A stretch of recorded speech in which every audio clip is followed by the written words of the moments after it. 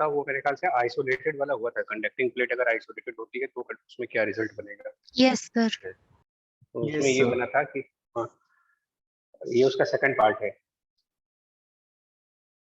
जो आइसोलेटेड वाला था, मतलब ये पिछली क्लास में जो डिस्कस हुआ उसकी बात कर रहे हैं कि आइसोलेटेड प्लेट में हम लोगों ने शायद ऐसा कुछ बताया था कि इसको जो आप चार्ज प्रोवाइड करते हो उसका चार्ज का जो डिस्ट्रीब्यूशन तरीका है, मतलब अगर क्यू चार्ज हम देते हैं तो इसके डिस्ट्रीब्यूट करने का तरीका ये था कि Q/2 on the right hand side आएगा और Q/2 on the left hand side आएगा।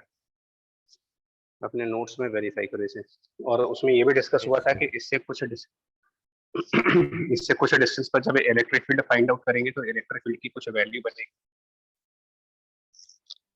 कितना आया था वो इलेक्ट्रिक फील्ड की value? Sigma by sigma upon epsilon not.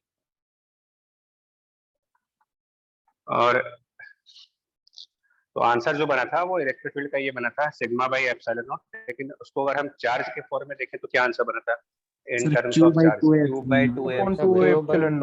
Sigma Q/2a था। ठीक है ना। तो ये हमारा लास्ट में था आइसोलेटेड। उसमें कहा गया था कि जो चार्ज आप दोगे वो आधा आधा जाएगा, हाफ इस तरफ हाफ इस तरफ। नाउ अब जो डिस्कशन है वो ये है कि ये जो प्लेट है इसको हम किसी इलेक्ट्रिक फील्ड के अंदर लेके जा रहे हैं। मतलब एक ऑलरेडी वहां पर इलेक्ट्रिक फील्ड एग्जिस्ट कर रही थी पहले से और उसके अंदर इस प्लेट को इंसर्ट किया जा रहा है। तो electric field pre existing and then इस कंडक्टिंग प्लेट को हमने चार्ज भी सप्लाई किया हुआ है और चार्ज जो सप्लाई किया है वो कैपिटल क्यू का, कैपिटल क्यू चार्ज भी इसको सप्लाई किया। पहले से कुछ इलेक्ट्रिक फील्ड भी है। अब बताना है कि कितना चार्ज इस प्लेट के राइट साइड पर होगा और कितना चार्ज इस प्लेट की लेफ्ट साइड पर होगा, ये डिस्कस करना है आपको। Charge on right, charge on the left. Isolated का ऑलरेडी कर चुके हो, हाफ हाफ होता है।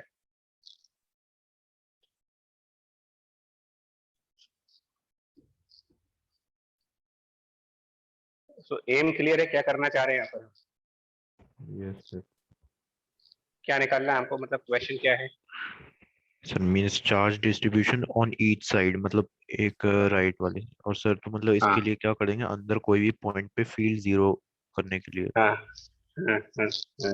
और सर हर एक फेज की वजह से फील्ड हम निकाल ही सकते हैं सिग्मा बाई 2 एप्सिलॉन नॉट से। और एक एक्सटर्नल फील्ड है, तो सबको बैलेंस आउट कर देंगे। ठीक। तो देखिए मतलब अगर हमारा क्यू चार्ज है, नोटिस करना, क्यू चार्ज हमने प्लेट को दिया है, हमारा टारगेट है कि कितना चार्ज राइट साइड आएगा और कितना चार्ज लेफ्ट साइड जाएगा। तो हमने मान लिया कि चार्ज में से small Q charge right side पर जाएगा और बचा हुआ capital Q minus small Q left side पर जाएगा। तो capital Q minus Q left और स्मॉल क्यू राइट, ये हम लेट करके चल रहे हैं यहाँ पर। और हम उस प्रॉपर्टी का यूज करने जा रहे हैं कि इलेक्ट्रिक फील्ड मेटल के अंदर किसी भी पॉइंट पर रिजल्टेंट वैल्यू जीरो होनी चाहिए। Net electric field any point inside the conductor must be zero.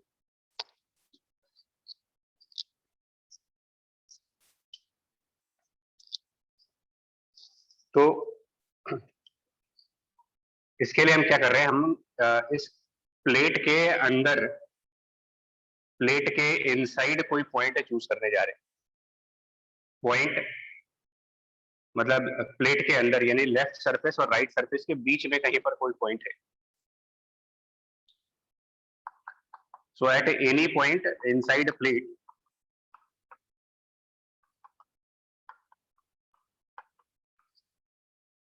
हमें यह पता लगाना हो कि electric field left surface, electric field right surface और जो एक्सटर्नल है इलेक्ट्रिक फील्ड। तो at any point inside the electric field अगर हम बात करेंगे तो एक इलेक्ट्रिक फील्ड जो पहले से एग्जिस्ट कर रही थी वो होगी प्री एग्जिस्टिंग इलेक्ट्रिक फील्ड, पहले वाली किसी भी पॉइंट पर। उसके अलावा दो और इलेक्ट्रिक फील्ड्स आएंगी वहां। दो इलेक्ट्रिक फील्ड्स जो आएंगी वो कौन सी आएंगी? जो इसका राइट वाला सरफेस है जिसके ऊपर क्यू चार्ज माना गया है, इस राइट सरफेस की वजह से भी इस पॉइंट पर इलेक्ट्रिक फील्ड जनरेट होगी और इसकी लेफ्ट सरफेस की वजह से भी इस पॉइंट पर इलेक्ट्रिक फील्ड जनरेट होगी। राइट वाले सरफेस पर अगर हम ये मानते हैं कि पॉजिटिव चार्ज है,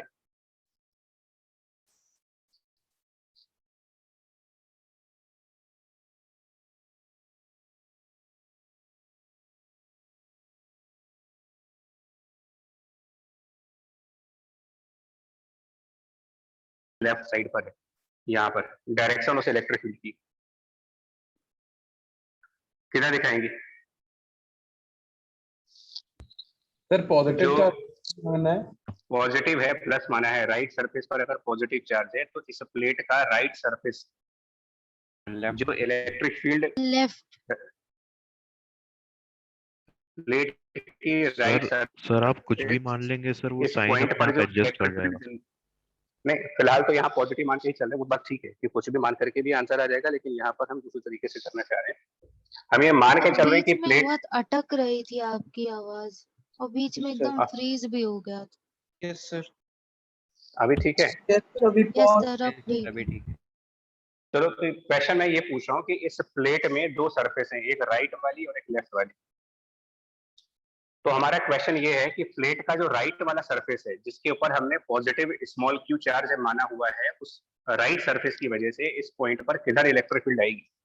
direction of electric field at this point. Right, positive charge माना है, पॉजिटिव चार्ज साइड आएगी सर लेफ्ट, राइट वाले सरफेस पर पॉजिटिव चार्ज, और जिस पॉइंट पर आप इलेक्ट्रिक फील्ड देख रहे हो वो पॉइंट इसकी लेफ्ट है, तो यहाँ पर क्या डायरेक्शन दिखाएंगे इलेक्ट्रिक फील्ड का अगर ये पॉजिटिव चार्ज है? Left, left. तो electric field left side direction में होगा। This is the electric field by right surface, electric field by right surface of plate. और ये कितना होगा? Electric field by the right surface of the plate कितना होगा? तो नोटिस करो आप, इलेक्ट्रिक फील्ड बाय प्लेट नहीं फाइंड कर रहे, electric field by a surface, electric field by है। और जब एक सिंगल सरफेस की इलेक्ट्रिक फील्ड निकालते हो आप, एक सिंगल सरफेस की इलेक्ट्रिक फील्ड, तो जो फॉर्मूला यूज करेंगे वो लगाते हैं sigma divided by 2 epsilon not by single surface, यानी ये वैल्यू लिखी जाएगी सिग्मा, और सिग्मा भी राइट सरफेस का। तो राइट सरफेस का सिग्मा निकालने के लिए राइट सरफेस का चार्ज स्मॉल क्यू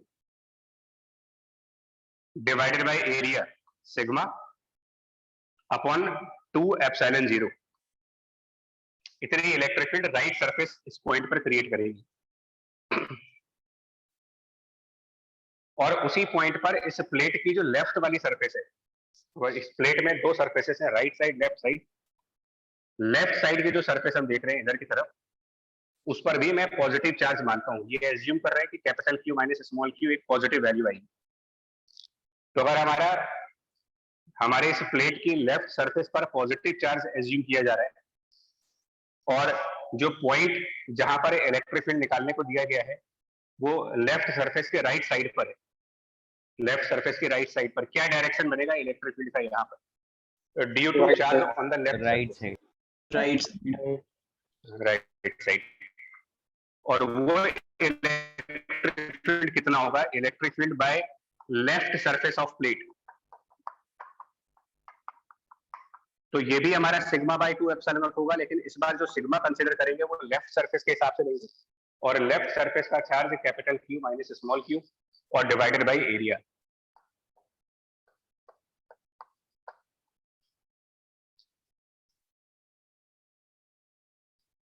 चेक कर लें इसको, एक बार देख लें।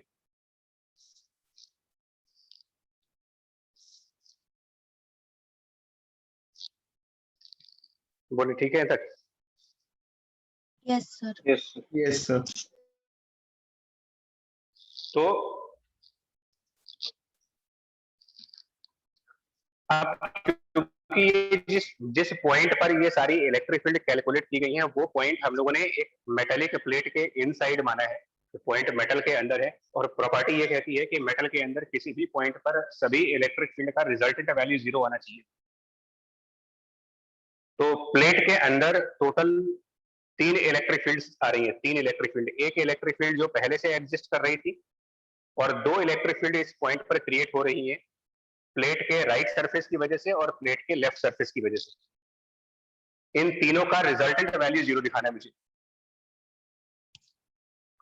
और तीनों का रिजल्टेंट जीरो करने का मतलब ये जो दो राइट साइड वाले इलेक्ट्रिक फील्ड है इनका समेशन और जो लेफ्ट साइड पर डायरेक्शन है ये दोनों एक दूसरे को कैंसिल आउट करे, रिजल्टेंट वैल्यू जीरो कर दे इसकी। और चेक करते हैं क्या आंसर बनेगा रिजल्टेंट वैल्यू को जीरो करने के बाद, इन सबको अगर बैलेंस करें।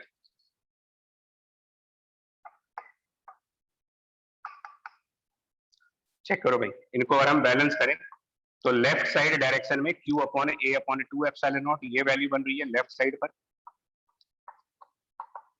और बराबर होना चाहिए राइट साइड में एक कैपिटल E जो पहले से लगा हुआ था, प्लस एक और इलेक्ट्रिक फील्ड जो प्लेट के लेफ्ट सरफेस की वजह से आई है, Q minus Q divided by 2A epsilon not. इनको जरा बैलेंस करके स्मॉल q की वैल्यू निकालो कितनी आती है। स्मॉल q चार्ज कितना आएगा इसमें से?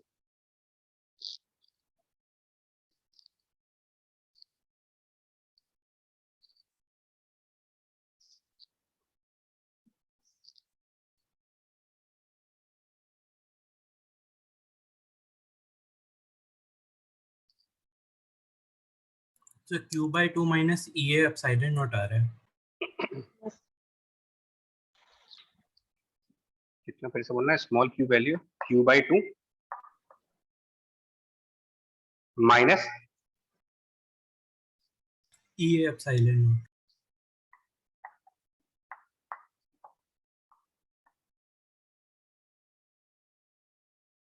तो माइनस होगा कि प्लस होगा?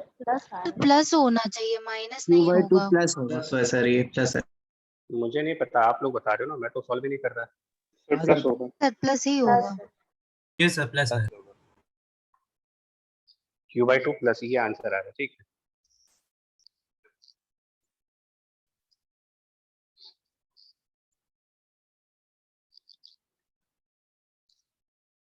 तो इसका मतलब राइट साइड पर जो चार्ज है, charge on the right side, जिसको हमने स्मॉल q माना है, उसका आंसर आ रहा है Q/2 and plus A epsilon not E। तो लेफ्ट साइड पर कितना चार्ज आया वो देखो आप। अगर हम स्मॉल q की वैल्यू को सब्स्टिट्यूट कर दें वहां पर, तो लेफ्ट साइड का चार्ज तो Q/2 minus A epsilon not. अच्छा चेक करके देखो आप एक बार जरा, और आप जरा कंपेयर करो कि आइसोलेटेड कंडीशन में जब हमने इस प्लेट को चार्ज दिया था और किसी इलेक्ट्रिक फील्ड की प्रेजेंस में जब चार्ज दिया है, क्या डिफरेंस मिला दोनों तरफ। जब आइसोलेटेड था मतलब एक प्लेट सिंगल प्लेट थी, कोई इलेक्ट्रिक फील्ड और पहले से नहीं थी, यहाँ पर कोई पहले से इलेक्ट्रिक फील्ड नहीं थी, आइसोलेटेड प्लेट। उस समय जब कैपिटल Q चार्ज दिया गया था तो डिस्ट्रीब्यूशन बिल्कुल बराबर बराबर हुआ था, हाफ चार्ज इधर हाफ चार्ज इधर, ये आइसोलेटेड का। और ये नॉन आइसोलेटेड हो गया। इस केस में प्लेट के अंदर जो प्लेट ऑलरेडी किसी इलेक्ट्रिक फील्ड के अंदर है, पहले से ही कोई इलेक्ट्रिक फील्ड के अंदर प्लेट था और उसके अंदर जब चार्ज दिया इसको, क्या अभी भी ये चार्ज बराबर बराबर डिवाइड हो रहा है लेफ्ट साइड और राइट साइड पर बिल्कुल बराबर? AE एप्सिलॉन नॉट अमाउंट का चार्ज इंड्यूस हो गया एक्स्ट्रा एक सरफेस पे, मतलब प्लस माइनस हुआ ना यहाँ पर। Yes sir. मतलब कुल मिलाकर के कहानी क्या बन रही है, अगर हम दोनों को इसलिए कंपेयर करना चाह रहे हैं कि जब हमारा आइसोलेटेड था तो जो भी चार्ज प्लेट को दिया जाता है वो हाफ ऑफ जाता है,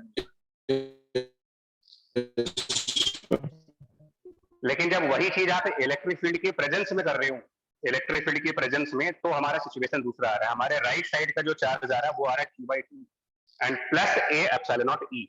पहले सिर्फ Q/2 था, आपके बाद उसमें प्लस हो रहा है, और जब स्मॉल q की वैल्यू यहाँ सब्स्टिट्यूट करोगे लेफ्ट साइड पर, तो इधर वाला चार्ज आ रहा होगा Q/2 minus A epsilon not E। करके देखो आप, स्मॉल q जब यहाँ सब्स्टिट्यूट करेंगे तो ये पूरी वैल्यू कैलकुलेट होकर के आ जाएगी Q/2 minus A epsilon E। Yes sir. और इस साइड का चार्ज आ रहा है Q/2 plus A epsilon not E। तो डिफरेंस क्रिएट करो, क्या हुआ? Isolated both over Q/2। अब क्या हो रहा है, एक तरफ कुछ प्लस हो रहा है, एक तरफ Q/2 में कुछ प्लस किया है और दूसरी तरफ Q/2 में कुछ माइनस किया है। ये जो प्लस और माइनस हुए हैं ये पोलराइजेशन इफेक्ट है, इलेक्ट्रिक फील्ड की पोलराइजेशन, यानी कि इंडक्शन फिनोमेना हुआ कि इलेक्ट्रिक फील्ड की वजह से एक तरफ पॉजिटिव चार्ज इंड्यूस हो गया और एक तरफ नेगेटिव चार्ज इंड्यूस हो गया। आइसोलेटेड में क्योंकि कोई पोलराइजेशन नहीं होती है तो जितना भी चार्ज देते हैं वो बराबर बराबर डिवाइड होता है, और इलेक्ट्रिक फील्ड की प्रेजेंस में देंगे तो फिर एक तरफ पॉजिटिव एक तरफ नेगेटिव, इसकी वजह से इंड्यूस किए जाएंगे चार्जेस। और ये लॉजिकल है कि किधर माइनस आएगा किधर प्लस आएगा, बिकॉज इलेक्ट्रिक फील्ड की डायरेक्शन में हमेशा पॉजिटिव चार्ज इंड्यूस होता है और इलेक्ट्रिक फील्ड का अपोजिट नेगेटिव आता है। यानी ये कहा जा सकता है कि A epsilon not E is the induced charge which is the effect of electric field जो कि पहले से एग्जिस्ट कर रही थी वहां पर। कंपैरिजन क्लियर हुआ आइसोलेटेड का और इलेक्ट्रिक फील्ड के प्रेजेंस का डिस्ट्रीब्यूशन ऑफ चार्ज के अंदर। आइसोलेटेड में इक्वल डिस्ट्रीब्यूशन है और इलेक्ट्रिक फील्ड में अनइक्वल डिस्ट्रीब्यूशन है। एक तरफ Q/2 से ज्यादा चार्ज आएगा और एक तरफ Q/2 से कम चार्ज आएगा। बोले भाई? Yes. Yes, sir. Yes. Clear हुआ। और एक इसके बाद ना ये क्वेश्चन पूछ रहे हैं कि चलिए इलेक्ट्रिक फील्ड की वजह से चार्ज डिस्ट्रीब्यूशन में वेरिएशन आ गया, इसके बाद टोटल इलेक्ट्रिक फील्ड आउटसाइड क्या बन जाएगी? अगर पूछा जाए कि नेट इलेक्ट्रिक फील्ड यहाँ पर क्या होगी बाहर, जैसे इस क्वेश्चन में हम लोगों ने नेट इलेक्ट्रिक फील्ड जब निकाला आइसोलेटेड वाले में, तो आइसोलेटेड वाले में नेट इलेक्ट्रिक फील्ड की वैल्यू आई थी Q/2A एप्सिलॉन नॉट। अब आपसे पूछें कि अब यहाँ पर नेट इलेक्ट्रिक फील्ड क्या लिखोगे, तो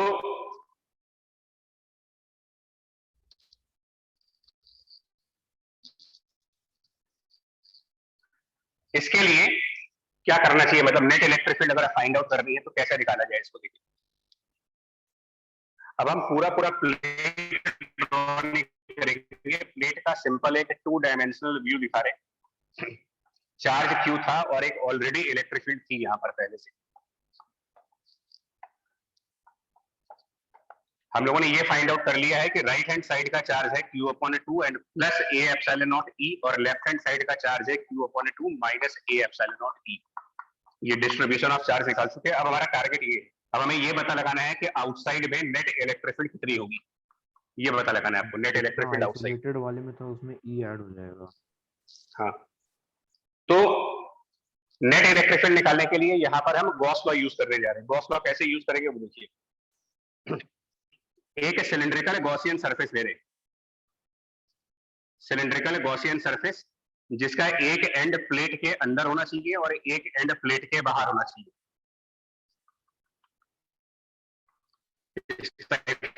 ले रहे हैं सिलिंड्रिकल गॉसियन सरफेस। इस सिलिंड्रिकल गॉसियन सरफेस के सरफेस 1, सरफेस 2 और कर्व सरफेस 3, इन सबके फ्लक्स अगर हम फाइंड करें तो सरफेस 1 का जो फ्लक्स निकालेंगे, सरफेस नंबर 1, इसका फ्लक्स ये बाहर की तरफ है। Flux of surface number 1, it will be the net electric field at that point. जो भी यहाँ पर रिजल्टेंट इलेक्ट्रिक फील्ड आएगी वो मल्टीप्लाइड बाय इस सरफेस नंबर 1 का एरिया πr²। सरफेस नंबर 2 का फ्लक्स निकालेंगे जो कि कंडक्टिंग प्लेट के अंदर, और कंडक्टिंग प्लेट के अंदर वाले पॉइंट पर रिजल्टेंट इलेक्ट्रिक फील्ड 0, इस पॉइंट पर रिजल्टेंट 0 इलेक्ट्रिक फील्ड, यानी कि सरफेस नंबर 2 के लिए 0 फ्लक्स। और सरफेस नंबर 3 का कुछ पोर्शन मेटल के अंदर है, तो जितना पोर्शन मेटल के अंदर है वहां पर 0 फ्लक्स होगा क्योंकि इलेक्ट्रिक फील्ड 0 होगी। और इसका कुछ पोर्शन मेटल के बाहर है बट उसके लिए भी फ्लक्स 0 आएगा बिकॉज जो डायरेक्शन ऑफ इलेक्ट्रिक फील्ड है वो सरफेस नंबर। तो यही टोटल फ्लक्स हुआ and total flux must be charge divided by epsilon 0। और चार्ज इस सिलेंडर के अंदर Q/2 plus A epsilon not E, ये पूरा चार्ज इस पूरे एरिया पर डिस्ट्रीब्यूट होगा। इतना चार्ज डिस्ट्रीब्यूटेड होगा इसके कंप्लीट एरिया के ऊपर। ऑब्वियसली ये पूरा चार्ज हमारे सिलेंडर के अंदर नहीं जाएगा, सिलेंडर के अंदर सिर्फ πr² एरिया का चार्ज होगा। तो टोटल चार्ज पता है Q/2 plus A epsilon not E, इसका टोटल एरिया पता है कि A है, तो total charge divided by total area multiplied by area of the cylinder, यानी कि Q/2 plus A epsilon not E total charge divided by area multiplied by सिर्फ उतना एरिया जो गॉसियन सरफेस के अंदर जा रहा है πr²। सिंप्लीफाई करने के बाद जो आंसर बनेगा इसको चेक करते हैं। सिंप्लीफाई करने के बाद जो नेट इलेक्ट्रिक फील्ड बनेगी उस पॉइंट पर वो आएगी πr² को अगर हम कैंसिल कर दें इसमें से। नोटिस करना जो आंसर बनेगा वो बनेगा कैपिटल E प्लस क्या बदला थोड़ा सा बताएं तो क्या बनेगा, कैपिटल ई प्लस क्या बनेगा इसमें answer? Q by 2 Q by 2 epsilon.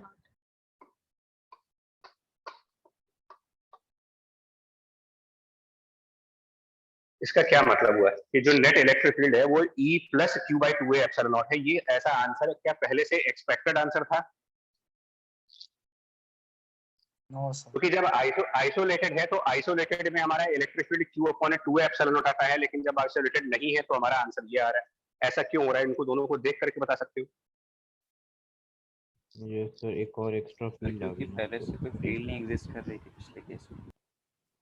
इसमें कोई पहले से इलेक्ट्रिक फील्ड नहीं थी तो सिर्फ प्लेट की इलेक्ट्रिक फील्ड आ रही यस थी। सर। अच्छा, और इसमें पहले से एक इलेक्ट्रिक फील्ड थी, उसमें प्लस हो गया। इसका मतलब क्या ये कह सकते हैं कि ये जो Q अपॉन 2 एप्सिलॉन नॉट है ये प्लेट की वजह से आ रहा है?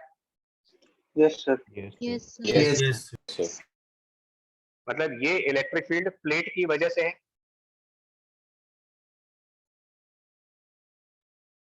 तो अभी तो आपका नेट इतना आ रहा है ना भाई, एक इसमें कुछ ऐड हो रहा है। ऐड क्यों हो रहा है? क्योंकि जो हमने प्लेट यूज की है उस प्लेट को चार्ज दिया है तो प्लेट की भी इलेक्ट्रिक फील्ड आ जाएगी। अच्छा, लेकिन अब एक प्रॉब्लम है, आइसोलेटेड प्लेट में हमारे प्लेट के दोनों तरफ बराबर चार्ज आते हैं, Q/2 इधर भी Q/2 और इधर भी Q/2, और तब electric field by this plate is Q divided by 2 epsilon naught. जब वो आइसोलेटेड नहीं है तो चार्जेस राइट साइड पर और चार्जेस लेफ्ट साइड पर बराबर नहीं है। इधर Q/2 से ज्यादा चार्ज है, इधर Q/2 से कम चार्ज है।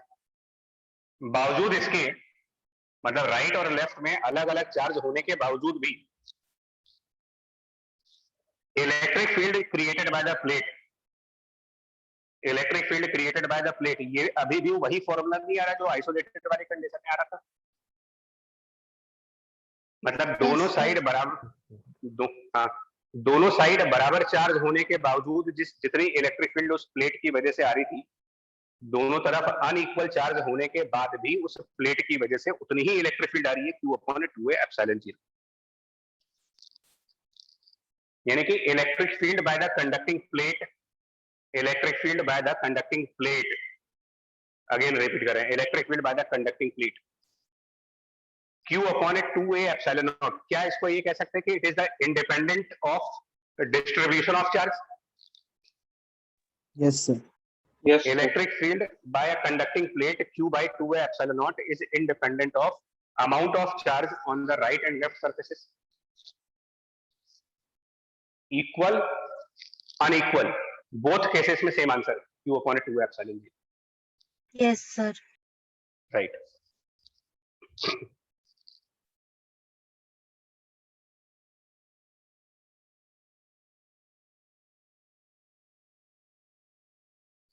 क्लियर हुआ है पॉइंट ये? Yes sir. Yes sir. और दूसरा पॉइंट सुनिएगा, दो कंसेप्ट हैं यहाँ पर। एक कंसेप्ट ये कह रहा है अगर कोई पहले से इलेक्ट्रिक फील्ड है तो प्लेट का चार्ज अनइक्वली डिस्ट्रीब्यूट होगा, और reason of unequal distribution electric field की वजह से जो चार्ज इंड्यूस हो रहे हैं वो है एक तरफ plus a epsilon not E और एक तरफ minus a epsilon not E। दूसरा पॉइंट, अनइक्वल चार्ज डिस्ट्रीब्यूशन होने के बावजूद भी इस प्लेट की इलेक्ट्रिक फील्ड के फॉर्मूले में कोई फर्क नहीं है। प्लेट की electric field Q upon 2 epsilon 0।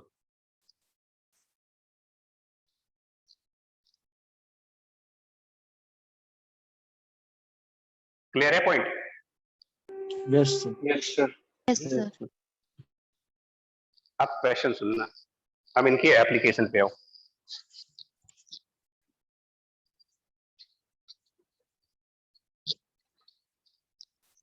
इनके एप्लीकेशन पॉइंट्स पर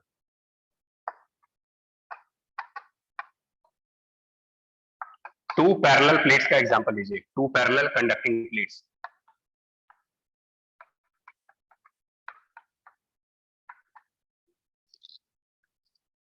और क्वेश्चन ये कह रहे हैं कि दो पैरेलल कंडक्टिंग प्लेट्स में अगर हमने अलग अलग चार्ज दिए, आइडेंटिकल मानेंगे, एरिया वाइज आइडेंटिकल है, दोनों parallel conducting plates area wise identical, और एक प्लेट पर हमने प्लस 3q का चार्ज दिया है और एक प्लेट पर हमने मान लो प्लस ऑफ q का चार्ज दिया। ये हमने चार्जेस प्रोवाइड किए। लॉन्ग प्लेट्स हैं। हाँ, इनफाइनाइट प्लेट्स ही हमारे सिलेबस में है, फाइनाइट प्लेट्स आती भी नहीं है। प्लेट 1 प्लेट 2 एक पर प्लस 3q का चार्ज दिया है, एक पर प्लस ऑफ q का चार्ज दिया है। क्या ये आइसोलेटेड प्लेट कैटेगरी है?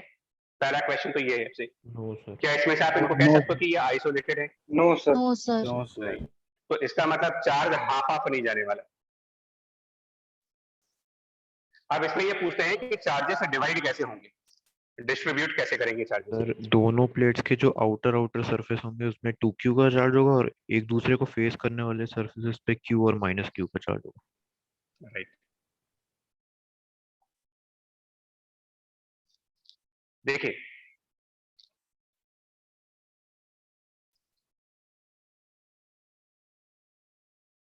इमेजिन करें अगर ये प्लेट ना होती, प्लेट नंबर 1 ना होती, मान ले थोड़ी देर के लिए मान लो कि ये नहीं होता, अब आप चार्ज कैसे डिस्ट्रीब्यूट करते? सिर्फ एक प्लेट होती तो गोली कर दीजिए। q/2 इधर, q/2 इधर, ऐसे डिस्ट्रीब्यूशन करते। अब जब प्लेट 1 को भी आपने प्लेस कर दिया यहाँ पर, प्लेट नंबर 1 को यहाँ रखा जिसके ऊपर 3q का चार्ज है, तो क्या अब ये वो कंडीशन नहीं बन गई कि plate 2 is now in, plate 2 is present in electric field of plate 1? Yes sir. Yes sir. तो अभी तो हम लोगों ने डिस्कस किया ना कि जब कोई प्लेट किसी इलेक्ट्रिक फील्ड के अंदर होगी तो उसमें एक तरफ q/2 प्लस कुछ हो जाएगा और एक तरफ q/2 माइनस कुछ हो जाएगा। Yes sir. Yes sir. ये आ रहा समझ में? यस। तो आप सुनिएगा फिर से, सिर्फ प्लेट 1 है और मेरा क्वेश्चन है कि क्या इलेक्ट्रिक फील्ड क्रिएट होगी यहाँ पर, अगर पूछा जाए कि electric field by the plate 1। और अभी हम लोगों ने ये डिस्कस कर लिया है कि क्या फर्क पड़ता है कि इसका चार्ज दोनों तरफ बराबर बराबर है या फिर अनइक्वल है, because electric field by a plate charge distribution पे तो डिपेंड कर नहीं रहा था। तो इसका मतलब ये आंसर तो आपका फिक्स्ड है कि 3q divided by 2a epsilon not ही आएगा। चाहे ये चार्ज इक्वली डिवाइड हो, चाहे ये चार्ज एक तरफ ज्यादा हो जाए एक तरफ कम आ जाए, कोई फर्क तो पड़ नहीं रहा इससे। Yes yes sir. अब आप प्रॉब्लम को ऐसे देखो, there is some electric field and now we bring plate number 2, there is some electric field and we bring plate number 2 with charge q। और अभी जो कंसेप्ट पढ़ा था वो लगाइए, q/2 इस तरफ and plus a epsilon e और q/2 इस तरफ माइनस a एप्सिलॉन e। अब इसमें e क्या रखेंगे? ये प्लेट कितने इलेक्ट्रिक फील्ड के अंदर रखी गई है? सर मल्टीप्लाई प्लेट 1 लगा रही है 3q/2a एप्सिलॉन नॉट। और ये हमारा 3q/2a एप्सिलॉन नॉट। इसको जब सिंपलीफाई करते हैं, सिंपलीफाई करें जब इसको, a एप्सिलॉन कैंसिल, ये पूरी वैल्यू जो आएगी यहाँ पर सॉल्व करने के बाद इधर की तरफ टोटल वैल्यू 2q, और इधर की तरफ जब सॉल्व करेंगे तो टोटल वैल्यू आएगी यहाँ पर माइनस q। मतलब हम इसमें ये मान के चल सकते हैं कि एक प्लेट दूसरे प्लेट के इलेक्ट्रिक फील्ड के अंदर, सिमिलरली प्लेट 1 का चार्ज डिस्ट्रीब्यूशन दिखाने के लिए सेम लॉजिक लगाएंगे, सेम लॉजिक हम दिखाएंगे इसके लिए भी। देखो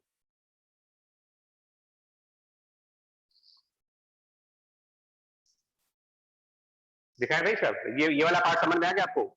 ये चार्जेस कैसे आए 2q और माइनस q। Yes sir. अब इसको हटाने जा रहे हैं। Yes sir. अब हम ये मानते हैं कि जो प्लेट नंबर 2 है जिसके ऊपर 3q का चार्ज है, ये इलेक्ट्रिक फील्ड क्रिएट कर रहा होगा 3q divided by 2a epsilon naught. This is field by plate number 2। और इस फील्ड के अंदर हम प्लेट क्यू चार्ज था प्लस q का चार्ज सर इस पे क्यू चार्ज था। था वो। कितना था? Q sir Q Plus Q charge. Charge. Plate 2 पर क्यू था। Yes sir. ओके, अब हम ये कह रहे हैं कि जो प्लेट 2 की इलेक्ट्रिक फील्ड है उसके अंदर हम प्लेट 1 को ला रहे हैं जिस पर 3q का चार्ज है। तो सेम लॉजिक लगाएंगे, इसका डिस्ट्रीब्यूशन 3q/2 और इधर भी 3q/2, एक तरफ प्लस करना है एक तरफ माइनस करना है। किधर प्लस करना है किधर माइनस करना है वो इलेक्ट्रिक फील्ड की डायरेक्शन पर डिपेंड करेगा। इलेक्ट्रिक फील्ड की डायरेक्शन आपका इधर है, तो जिस साइड इलेक्ट्रिक फील्ड है उधर पॉजिटिव चार्ज ऐड होता है और उसके अपोजिट नेगेटिव ऐड होता है। और कितना कितना प्लस माइनस, तो A epsilon multiplied by electric field और A epsilon multiplied by electric field. यहाँ पर कौन सी इलेक्ट्रिक फील्ड से मल्टीप्लाई करेंगे इसको, तो यहाँ पर मल्टीप्लाई करोगे 2/2a एप्सिलॉन नॉट से। q/2 एप्सिलॉन नॉट से।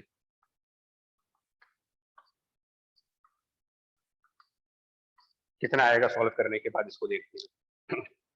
ये वैल्यू प्लस क्यू, ये वैल्यू प्लस 2q। 2q। ये इसमें लॉजिक है, बाकी अब इसको ऑब्जर्व करते हैं। मतलब एक बार हमने ये मान लिया कि प्लेट 1 ने इलेक्ट्रिक फील्ड प्रोड्यूस की, उसमें प्लेट 2 को लाए। एक बार मान लिया कि प्लेट 2 ने इलेक्ट्रिक फील्ड प्रोड्यूस की, उसमें प्लेट 1 को लाए।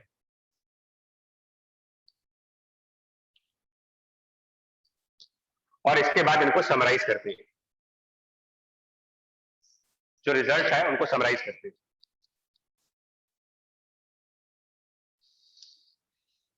फाइनली आंसर देखो क्या बना, फाइनल आंसर क्या बन रहा है, मतलब कौन से साइड पर कितना चार्ज आया। फाइनल आंसर पे आते जरा।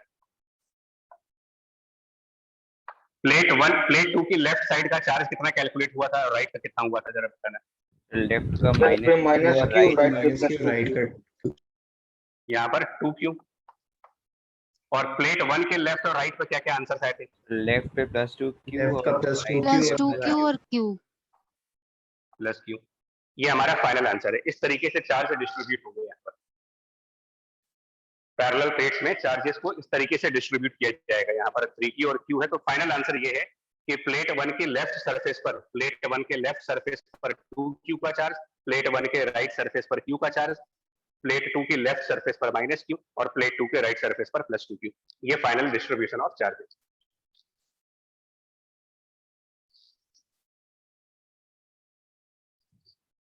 क्लियर है? यस। चलिए, अब इसका ऑब्जेक्टिव तरीका भी है।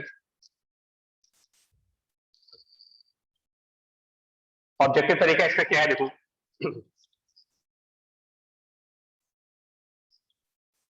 प्लेट 1 के राइट साइड पर जितना पॉजिटिव चार्ज आप देख रहे हो, प्लेट 2 की लेफ्ट साइड पर उतना ही नेगेटिव चार्ज देख रहे हो।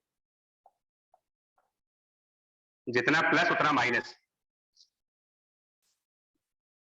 दिख रहा है ये चीज? Yes sir. Yes sir. इनको बोलते हैं कि ये फेसिंग साइड्स हैं, मतलब ये एक दूसरे को फेस कर रहे हैं, आमने सामने। ये सरफेसेस आमने सामने हैं, एक दूसरे के आमने सामने, अपोजिट फेस कर रहे हैं दूसरे को। इनके चार्जेस हमेशा ही इक्वल अपोजिट आएंगे, always. Facing surfaces they must have equal and opposite charges. और ये जो बाहर के चार्जेस है, इधर वाली साइड और इधर वाली साइड, इनको बोलते हैं एक्सटर्नल साइड्स।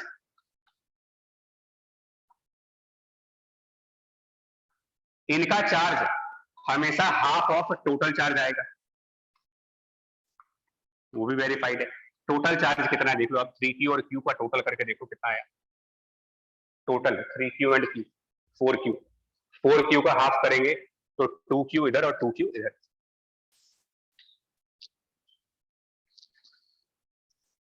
टोटल चार्ज का 50-50%, आधा आधा करिए, आधा इस तरफ आधा इस तरफ।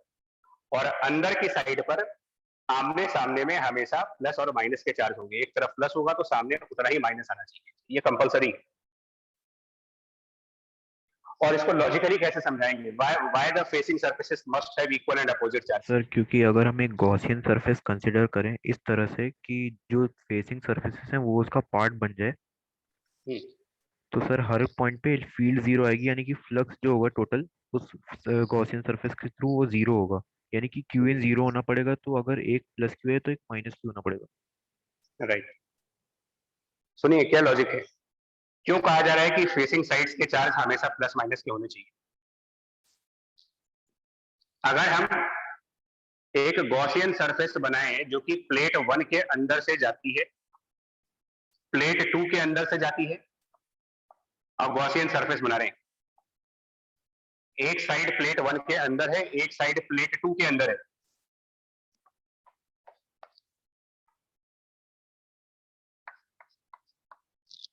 कितना फ्लक्स बनेगा इस गॉसियन सरफेस की तरह नोटिस करना है। ये प्रॉपर्टी को ध्यान में रखते हुए कि किसी भी कंडक्टर के अंदर नेट इलेक्ट्रिक फील्ड जीरो होगी।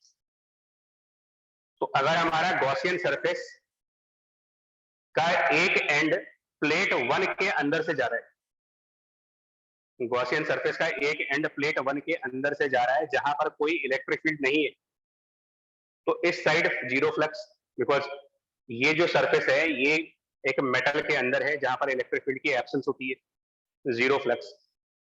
इस गॉसियन सरफेस के राइट साइड पर, गॉसियन सरफेस की राइट साइड पर भी जीरो फ्लक्स होगा क्योंकि ये भी मेटल के अंदर है, यहाँ भी एब्सेंस ऑफ इलेक्ट्रिक फील्ड है। तो गॉसियन सरफेस की लेफ्ट और राइट पर कोई फ्लक्स नहीं बन रहा, और गॉसियन सरफेस के टॉप साइड और बॉटम साइड पर फ्लक्स वैसे भी जीरो आ जाएगा क्योंकि टॉप और बॉटम साइड की जो सरफेसेस होंगी परपेंडिकुलर है वो इलेक्ट्रिक फील्ड के पैरेलल जाएंगी, क्योंकि इलेक्ट्रिक फील्ड प्लेट्स में हमेशा नॉर्मल दिखाई जाती है। तो क्योंकि इस गॉसियन सरफेस में फ्लक्स जीरो आ रहा है, इस गॉसियन सरफेस में फ्लक्स की वैल्यू जीरो आ रही है, तो इसके अंदर टोटल चार्ज को हमेशा जीरो होना पड़ेगा, और वो तभी पॉसिबल है जब एक तरफ जितना पॉजिटिव चार्ज है दूसरी तरफ उतना ही नेगेटिव चार्ज है।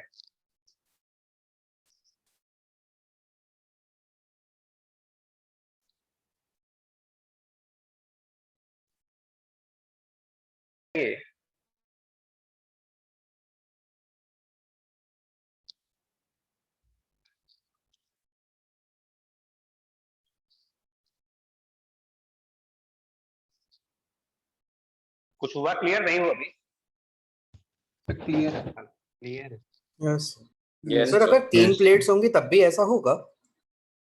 लॉजिक क्या बंदा वो सुनो ना, देखो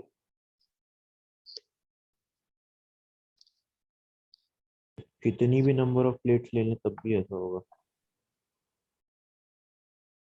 हमने एक प्लेट कंसीडर की, एक प्लेट कंसीडर की, आप लोग मेटल की प्रॉपर्टीज पर उतना सीरियसली ध्यान दे ही नहीं रहे हो। तो यहाँ पे जो कोने वाली दो है उनसे वहां से पास होता है गॉसियन सरफेस मान देंगे। सुनिए ना, मान लीजिए इस पे 6q चार्ज है, प्लस 6q, यहाँ पर प्लस 4q और यहाँ पर प्लस 8q मान लेते हैं। कुछ भी हो जाए, यहाँ पर इलेक्ट्रिक फील्ड क्या दिखाओगे बोलो? जो पॉइंट्स प्लेट के अंदर है क्या दिखाएंगे? यहाँ इलेक्ट्रिक फील्ड जीरो। यहाँ क्या दिखाएंगे? यहाँ क्या दिखाएंगे? जीरो। ये तो जीरो इलेक्ट्रिक अंदर फील्ड के तो पॉइंट्स जीरो हैं। दिखाएंगे। उसमें सोच क्यों रहे हो भाई? मेटल के अंदर जीरो दिखाना है, इसमें इतना सोचने वाला पॉइंट कौन सा है? प्रॉपर्टीज में डिस्कस हुआ था कि इनसाइड मेटल इलेक्ट्रोस्टैटिक में जीरो इलेक्ट्रिक फील्ड आएगी। अब अगर आप एक गॉसियन सरफेस लो जो प्लेट 1 और प्लेट 2 के अंदर अंदर से जाए, प्लेट 1 के अंदर से प्लेट 2 के अंदर से जाए, और लगाओ सेम आर्ग्यूमेंट, कितना फ्लक्स बनेगा इस गॉसियन सरफेस के लिए? अपने फेसिंग सर्विसेज पे इक्वल ना अपोजिट चार्ज रहेंगे। तो ये फ्लक्स तो जीरो आएगा, इसमें डाउट कहाँ पर आ रहा है? तो पहले तो ये बताइए, पहले ये डिस्कस करो कि ये जीरो फ्लक्स में डाउट है तो बताओ।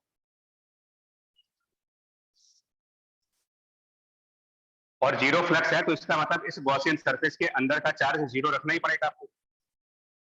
तो वो तभी पॉसिबल है ना जब इस तरफ पॉजिटिव और इस तरफ नेगेटिव हो, या इस तरफ पॉजिटिव हो इस तरफ नेगेटिव हो, मतलब इक्वल एंड अपोजिट चार्ज यहाँ आने ही चाहिए।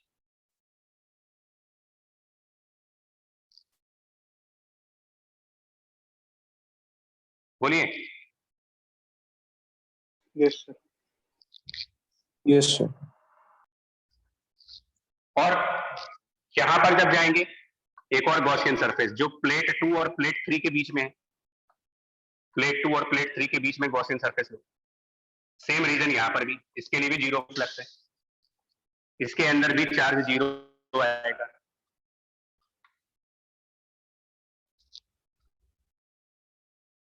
तो जितना भी चार्ज इस सरफेस पे होगा, मान लो x है, तो यहाँ माइनस एक्स आना चाहिए, फिर यहाँ y है तो यहाँ माइनस y आना चाहिए, टोटल तो 0 आना ही पड़ेगा।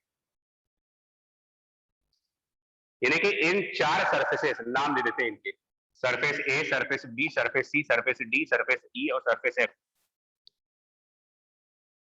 Surface B, surface C, surface D, surface E, इन चारों सरफेसेस को मिला करके 0 आंसर आना है। तो बच गए आपके पास सिर्फ 2 सरफेस ए और एफ। इनका टोटल कितना होना चाहिए? हमारे पास टोटल चार्ज कितना है, देखो टोटल चार्ज की वैल्यू, टोटल चार्ज हमारे पास जो अवेलेबल है यहाँ पर मिला करके तीनों को मिला देगा 9q 9q सर 18Q 9 होना 18Q। चाहिए। तो ये टोटल जाएगा कहां पर? जब इन 2 सरफेस की टोटल वैल्यू 0 है, इन 2 सरफेस की टोटल वैल्यू 0 आई, तो बाहर के 2 सरफेस का टोटल वैल्यू 18 आना चाहिए। Yes sir. भाई चार्ज कंजर्व भी तो रखना है, चार्ज को डिस्ट्रॉय तो करने देंगे। तो इसका मतलब ए और एफ पर कितना कितना चार्ज आएगा, और वो आइडेंटिकल सरफेसेस, जितना एरिया यहाँ पर है उतना एरिया यहाँ भी है। 9Q। हाँ, इसीलिए कहा जा रहा है कि इस तरफ टोटल वैल्यू का हाफ आएगा और इधर भी टोटल वैल्यू का हाफ आएगा। नंबर ऑफ प्लेट कितनी भी हो आपके पास, लॉजिक पकड़िए, लॉजिक ये पकड़ा जा रहा है कि आमने सामने इक्वल अपोजिट होना ही पड़ेगा।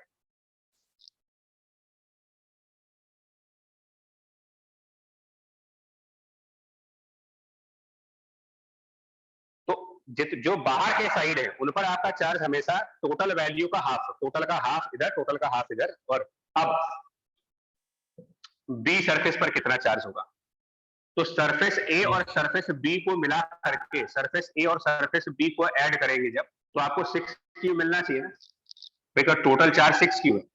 तो इधर और इधर का चार्ज कंबाइंड होकर के 6Q बनना चाहिए। अब एक तरफ 9Q दिखा चुके हो, तो कितना चार्ज यहाँ दिखाया जाए? -3Q। अब जब अगर ये -3Q है तो इसके सामने क्या चार्ज आएगा फिर? +3Q। तो +3Q। अब इसके दोनों सरफेस का टोटल, मतलब सी और डी का टोटल 4 आना चाहिए। नहीं, आप तो 3Q दिखाया है, कितना चार्ज इधर बचा आपके पास? दिखा देंगे +Q। इसके सामने -Q और वेरीफाई कर लो, -Q और 9Q को ऐड करके देख लो, -Q 8Q। ये एक तरीका है इसको ऑब्जेक्टिवली करने का। एक फ्रेश एग्जांपल से दिखाते हैं। आमने सामने का चार्ज इक्वल अपोजिट होना है, पहले इसको कन्विंस करिए।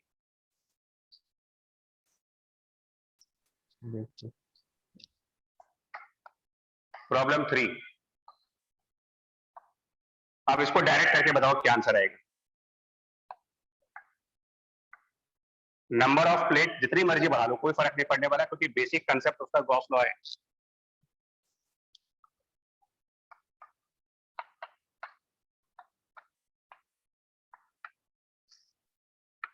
चलिए, surface A, B, C, D, E, F, G, H, charges बताओ कितने कितने आएंगे सरफेस ए पर, सरफेस बी पर? -5Q आएगा सबका सम बाई 2। ये इन सरफेसेस पे चार्ज बताने। ए और एच में -5Q आएगा। -5Q सबसे A बाहर और वाले, H पे सबसे बाहर वालों पर जाइए, ए और एच टोटल करो इनका, टोटल -10 आ रहा है, तो आधा आधा होके -5 हो जाएगा। -5 ये पहला काम करेंगे, सबसे आउटर वाला दिखाएंगे। अब +Q उसके बाद दिखा कहानी देंगे। -1 बी का -1 ए और बी को मिला करके कितना आना चाहिए? ए और बी का टोटल -4 आना चाहिए। कितना दिखाओगे यहाँ पर? टोटल अगर +Q। +Q, और जितना बी पर है उसका अपोजिट सी पर, क्योंकि ये आमने सामने बी और सी। -Q। अब सी और डी का टोटल E पर -Q। -Q आ जाएगा। अब डी के सामने ई +Q, ई और एफ का टोटल -9Q। और इसके सामने जी, +9Q हो जाएगा। और लास्ट में वेरीफाई कर लो जी और एच को ऐड करके +4Q। Yes sir. इतना ऑब्जेक्टिवली करेंगे चार्ज को डिस्ट्रीब्यूट करने के लिए। अब आते हैं अगले क्वेश्चन की तरफ। पहला तो आता है चार्ज डिस्ट्रीब्यूशन, ये आसान तरीका है, आराम से किया जा सकता है। नाउ क्वेश्चंस दूसरे हैं। यहां तक का क्लियर हो गया चार्ज डिस्ट्रीब्यूट कैसे होंगे? Yes sir. Yes, sir. Yes, sir. अब क्वेश्चन सुनिए। What is electric field eight point number 1? What is electric field eight point number 2, point number 3, point number 4, point number 5? Second question, finding the electric fields. पहला concept है charge distribution, दूसरा concept हुआ electric field की magnitudes और directions कैसे आएंगी।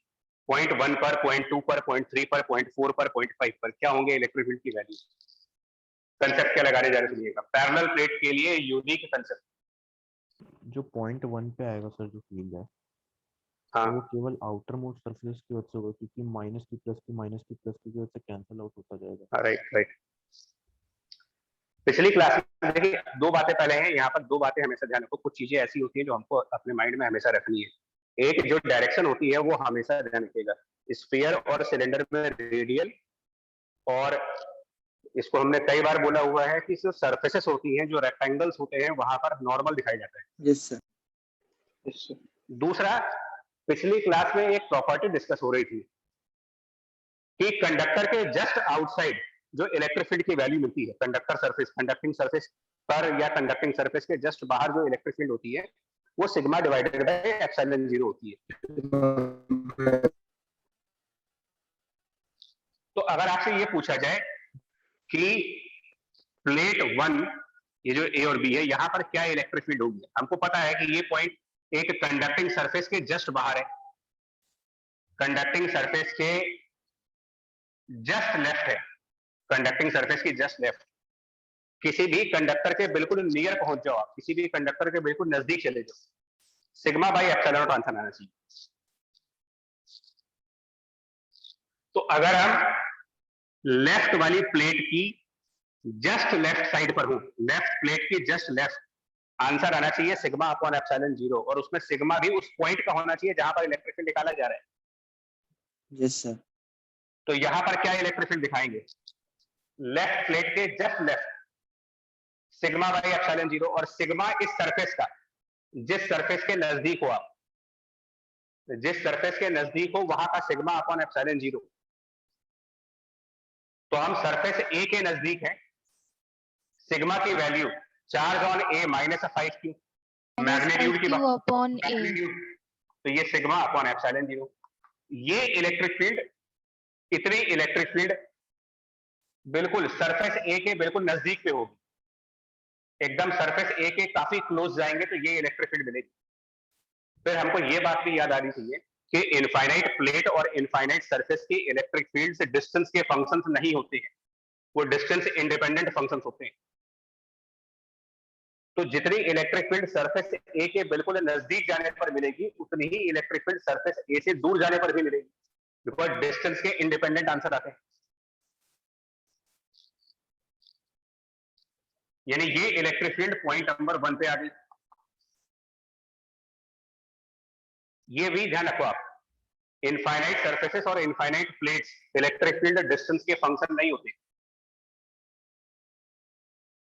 Plate 2 की electric field उतनी होगी जितनी कि आप सरफेस बी के बिल्कुल नजदीक चले जाओ या सरफेस सी के बिल्कुल नजदीक आ जाओ, ये सब एक जैसे इलेक्ट्रिक फील्ड होंगे। इलेक्ट्रिक फील्ड 2 पर इलेक्ट्रिक फील्ड सरफेस बी के बिल्कुल नजदीक जाने पर और सरफेस सी के बिल्कुल नजदीक जाने पर ये सभी इलेक्ट्रिक फील्ड्स बराबर आएंगी, और इन सब की value sigma by epsilon not आएगी।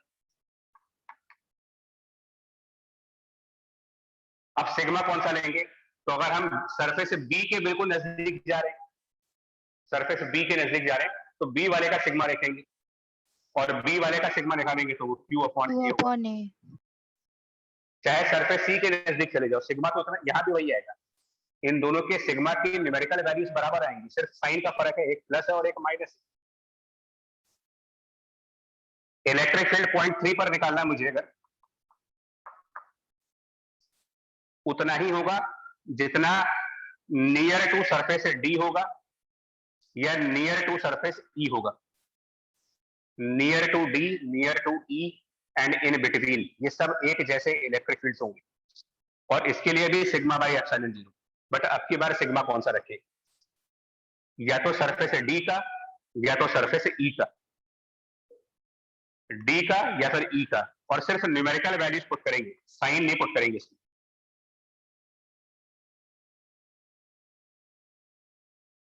अब आप बताओ फोर्थ नंबर पॉइंट पर क्या इलेक्ट्रिक फील्ड आएगी, तो लॉजिक तो समझ में आ रहा है। Electric field eight point number 4 बताएं। 9q by a 9q होगा upon a epsilon naught.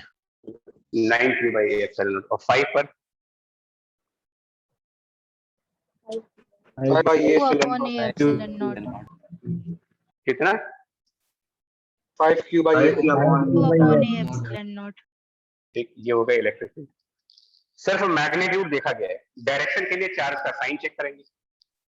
Surface A पर कैसा चार्ज आया है, तो सरफेस ए पर नेगेटिव चार्ज, Negative charge है towards तो the इसका surface. मतलब electric field toward surface A होगी।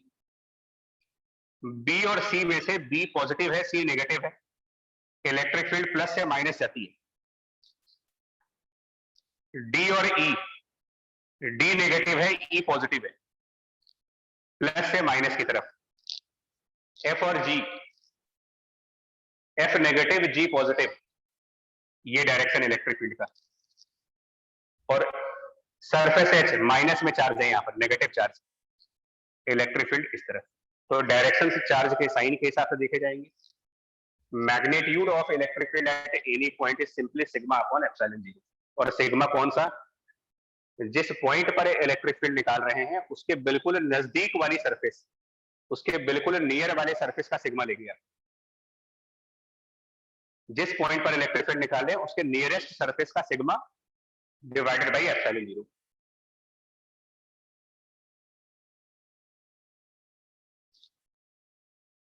सर ए एक साइड का एरिया है। हाँ, एरिया ए जो है ऑन वन साइड है, इधर ए इधर ए।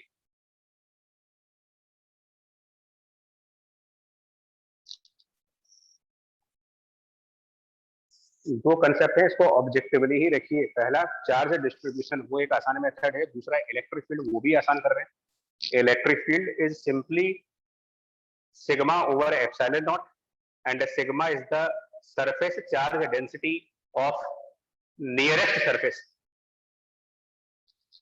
नियरेस्ट सरफेस कौन सा, जिस पॉइंट पर इलेक्ट्रिक फील्ड निकालना है उसके सबसे क्लोजेस्ट सरफेस जो होगी उसका सिग्मा। सर जैसे हम लोग इनफाइनाइट सरफेसेस में ऐसे सिग्मा बाय 2 एप्सिलॉन नॉट आता था, वो भी सर इसी की तरह मतलब डिस्टेंस डिपेंडेंट होता था। तो सर जब हम लोग 2 या 2 से ज्यादा का देखते थे तो मतलब सर मतलब जब हम लोग देखते रहे तो सबका इन्फ्लुएंस देखते थे ना। यहाँ पे सर केवल मतलब एक स्पेसिफिक का क्यों देखा जा रहा है जो नियरेस्ट है? स्पेसिफिक का नहीं देखा जा रहा बच्चा, ये आपको गलत फहमी हो रही है कि हमें एक स्पेसिफिक का आंसर देखा है। ये रिजल्टेंट इलेक्ट्रिक फील्ड। अच्छा देखो, आंसर आ गया ना हमारे, अभी रुक जाओ, ये आंसर आ गया। अब एक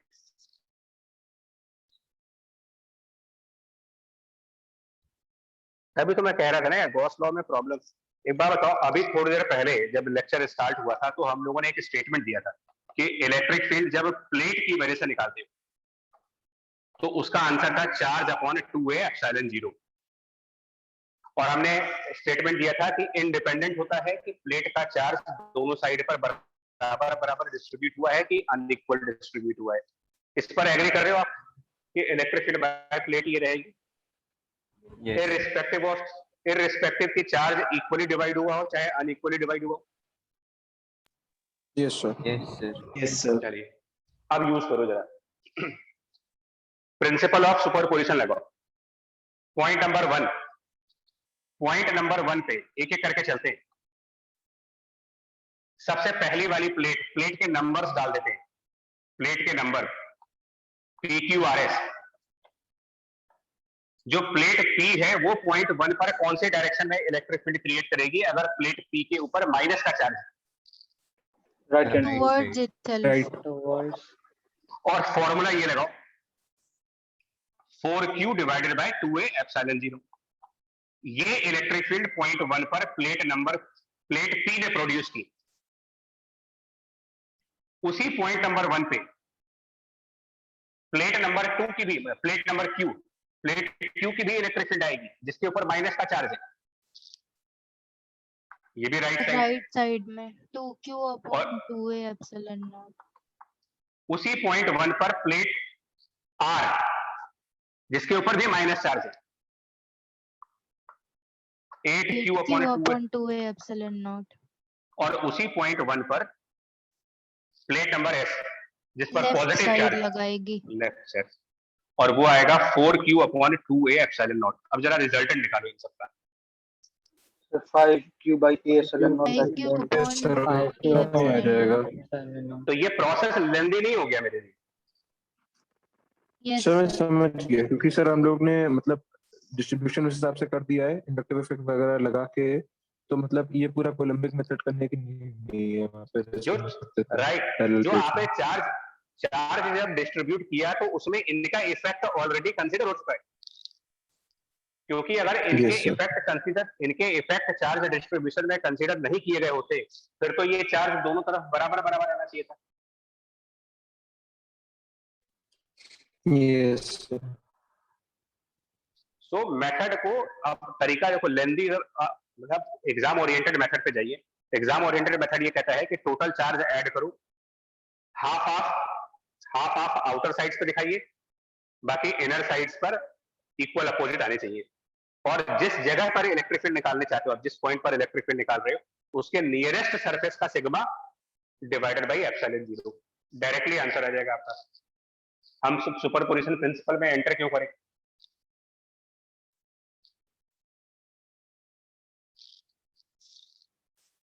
हुआ क्लियर या नहीं हुआ ये?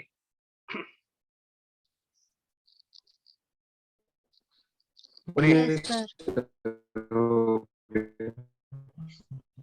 नाउ प्रॉब्लम नंबर 4, जल्दी से करें इसको यार, थोड़ा सा ना टॉपिक क्विक आंसर दीजिएगा फास्ट। दो प्लेट्स है मेरे पास, एक पर Q1 चार्ज है, एक पर Q2 चार्ज है, positive positive, and already there is some electric field E, पहले से है प्री एग्जिस्टिंग। एक प्लेट पर Q1 चार्ज है, एक प्लेट पर Q2 चार्ज है, और electric field E already exist कर रही है। What is electric field at point 1? Total electric field at point 1, total electric field at point 2 and total electric field at point 3. क्या बनेगा? नेट इलेक्ट्रिक फील्ड पॉइंट 1 पर, net electric field point 2 पर, net electric field point 3 पर। Option 2 है, superposition principle लगाओ या charge को distribute करो, दोनों तरीके, जो मेथड आपको समझ में आए। प्रिंसिपल ऑफ सुपरपोजिशन भी लगा सकते हैं, प्रिंसिपल और चार्ज डिस्ट्रीब्यूशन भी लगा सकते हैं, अपनी अपनी चॉइस होती है। और क्वेश्चन के हिसाब से भी देखना पड़ता है। जब दो ही प्लेट हैं तो सुपरपोजिशन छोटा मेथड पड़ेगा मुझे। यस पॉइंट नंबर 1 पर लेफ्ट प्लेट कौन से डायरेक्शन में इलेक्ट्रिक फील्ड क्रिएट करेगा? एक देखो, एक तो पहले से ई लग रहा है, सुनिए पहले से, तो प्री एग्जिस्टिंग इलेक्ट्रिक फील्ड तो सभी पॉइंट्स पर होगी, प्री एग्जिस्टिंग इलेक्ट्रिक फील्ड सभी पॉइंट्स पर होगी, इसमें कोई डाउट नहीं है। No sir. प्लेट 1 जो है, ये वाली प्लेट Q1 चार्ज वाली, ये पॉइंट 1 पर किधर इलेक्ट्रिक फील्ड प्रोड्यूस करेगी? Left hand side. Left side. तो माइनस इसका contribution Q1 divided by 2a epsilon 0, और प्लेट 2 भी लेफ्ट प्रोड्यूस करेगा।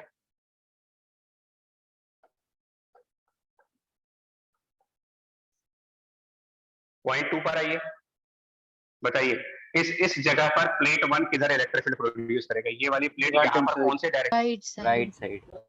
तो वो E के साथ प्लस हो जाएगा, और इस पॉइंट पर प्लेट 2 कौन से डायरेक्शन में इलेक्ट्रिक फील्ड देगा?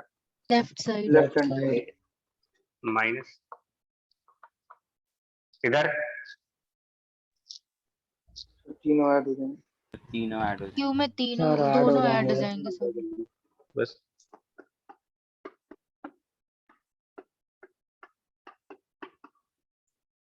मेरा रिकमेंडेशन ये है कि electric field by the plate को सिग्मा की जगह चार्ज के फॉर्म में याद रखो।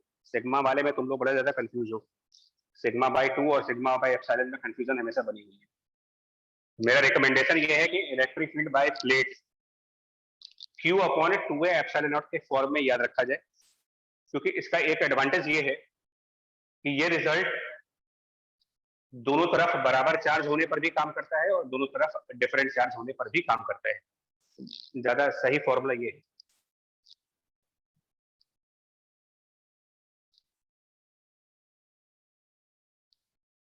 अब थोड़ा सा क्वेश्चन को ट्विस्ट करेंगे। लेफ्ट प्लेट के अंदर एक पॉइंट है, point number 4, inside left plate. What is the electric field at this point by left plate? What is the electric field by the left plate? Electric field by the left plate at point number 4. Answer बताएं।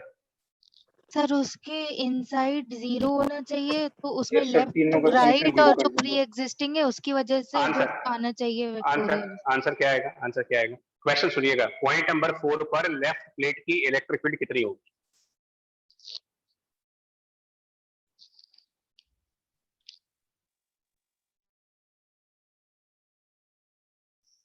Sir Q2 by 2a epsilon naught minus E।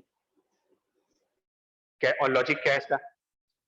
Sir अंदर E net 0 होगा, तो sir तीनों जो field होंगी इनका summation 0 कर देंगे, एक एग्जिस्टिंग ठीक है। और दोनों प्लेट का।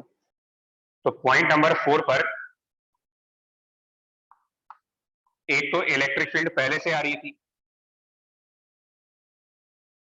और एक इलेक्ट्रिक फील्ड ये वाली प्लेट प्रोड्यूस करेगी, ये वाली प्लेट जिस पर पॉजिटिव चार्ज है, ये वाली प्लेट पॉइंट नंबर 4 पर लेफ्ट साइड में Q2 upon 2a epsilon not का फील्ड प्रोड्यूस करेगी।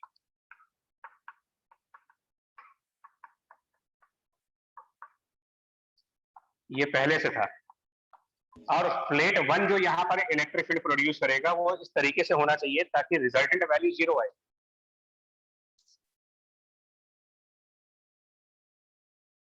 आ रही है बात समझ में यहाँ पर? Yes sir. Yes sir. तो पॉइंट नंबर 4 पर प्लेट 1 की इलेक्ट्रिक फील्ड इन दोनों वेक्टर्स के रिजल्टेंट का अपोजिट होगा।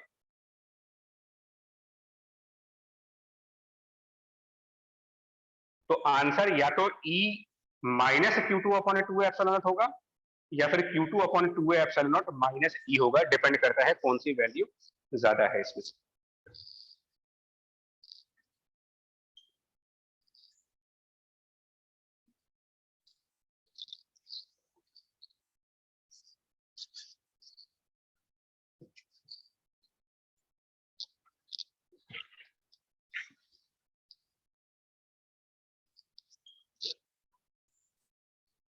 नौ अगला प्रॉब्लम है। प्रॉब्लम के साथ इसमें कंसेप्ट भी है।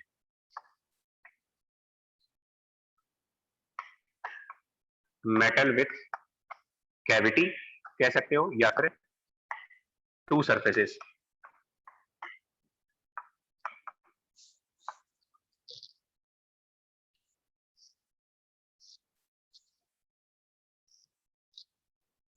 क्वेश्चन है इसमें, ये स्फेरिकल मेटल जिसकी इनर रेडियस r है और आउटर रेडियस है 2r है।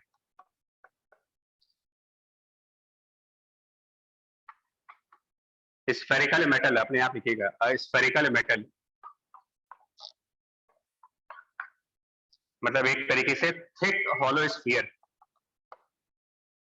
ना तो परफेक्टली सॉलिड है ना तो परफेक्टली हॉलो है, थिक हॉलो स्फीयर है।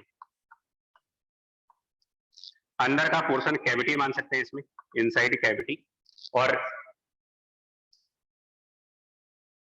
कैविटी के सेंटर पर हमने एक चार्ज प्लेस किया है प्लस ऑफ Q का, plus Q at centre of a cavity. Question लिखते जाओ साथ में। और minus 3Q charge given to the metal.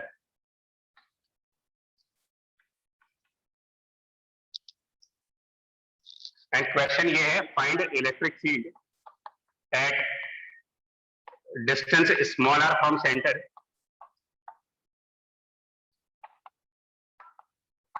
If part a smaller बराबर कैपिटल R/2 स्मॉल r बराबर 3r/2, स्मॉल r बराबर 5r/2।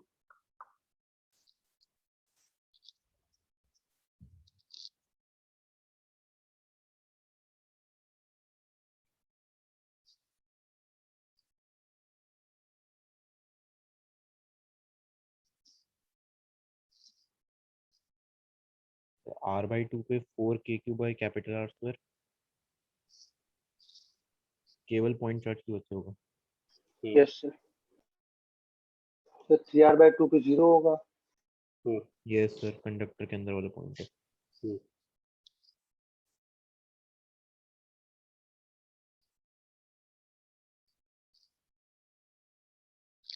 अब इसमें दो कंसेप्ट हैं। एक कंसेप्ट तो ये है कि जो चार्ज है वो डिस्ट्रीब्यूट कैसे किए जाएंगे। देखिए डिस्ट्रीब्यूशन ऑफ चार्ज, क्योंकि हम लोग को कैविटी कैविटी के के जो सिर्फ इनर सरफेस में सरफेस नेगेटिव आ जाएगा, बाहर वाले पे पे आ पॉजिटिव जाएगा, आ जाएगा। बाहर वाले पे बाहर positive। वाले पे +2 -2 यहाँ S1 सरफेस मानते हैं, इसको S2 सरफेस, S1 और S2 दो सरफेस हो गए।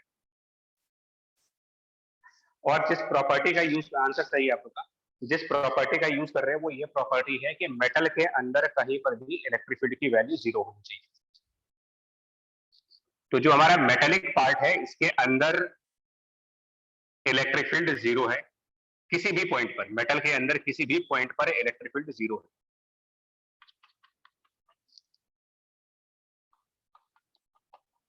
इस सभी पॉइंट्स पर 0 इलेक्ट्रिक फील्ड है। ऐसे में अगर एक गॉसियन सरफेस लें जो मेटल के अंदर से जाता हो,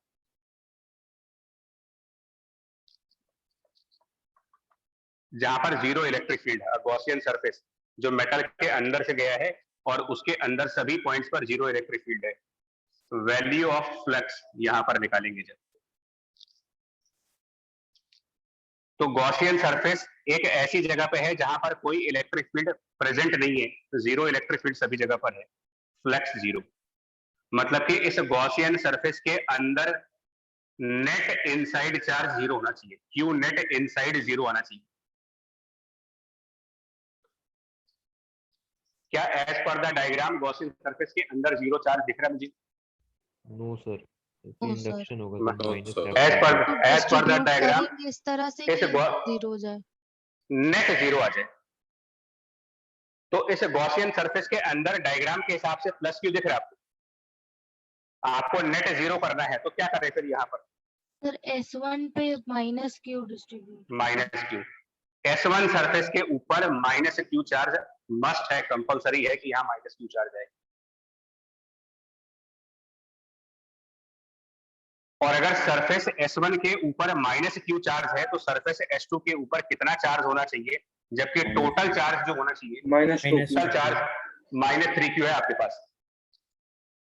उस मेटल में टोटल चार्ज -3q है, तो उसके अगर सरफेस S1 पर -q चला गया तो कितना चार्ज S2 पर दिखाओगे आप, ताकि टोटल वैल्यू -3q आ जाए? -2q। -2q, सरफेस 2 के ऊपर -2q चार्ज। यहाँ -q, यहाँ -2q, यहाँ पर +q। ये तो पहला कंसेप्ट हुआ। सर ये -q कैसे आया है एक बार? -q गॉस लॉ के अकॉर्डिंग आया है। बार बार ये कहा जा रहा है कि जो गॉसियन सरफेस, जो भी गॉसियन सरफेस मेटल के अंदर से जाएंगी, ऐसा कोई भी गॉसियन सरफेस जो मेटल के अंदर से जाता हो, उसके इनसाइड में 0 चार्ज होना चाहिए। Yes sir. तो इसके इनसाइड 0 करने के लिए, क्योंकि इसके इनसाइड कैविटी में +q चार्ज था और हमें टोटल 0 करना था, तो +q को 0 बनाने के लिए हमने -q चार्ज सरफेस 1 पे दिखाया। और सरफेस 1 पर जब -q दिखा चुके, तो सरफेस 2 का चार्ज दिखाने के लिए हम ये यूज कर रहे हैं कि टोटल चार्ज -q अगर अंदर है तो फिर -2q बाहर होगा, ताकि इनका टोटल करने पर -3q बन जाए।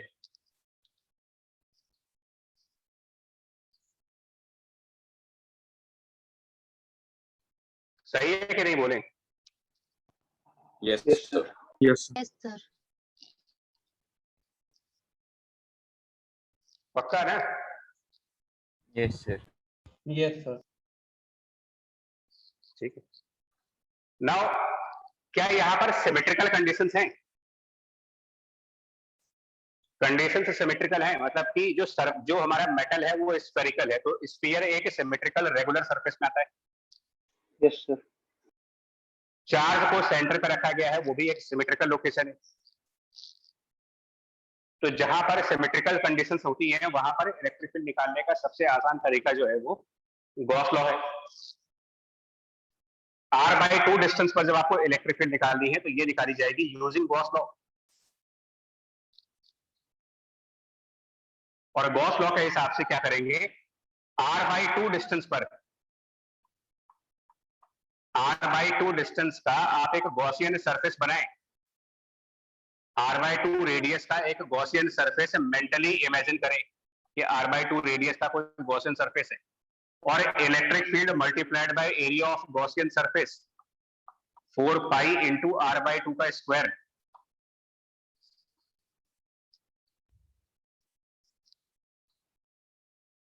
इक्वल टू क्या करेंगे इसको,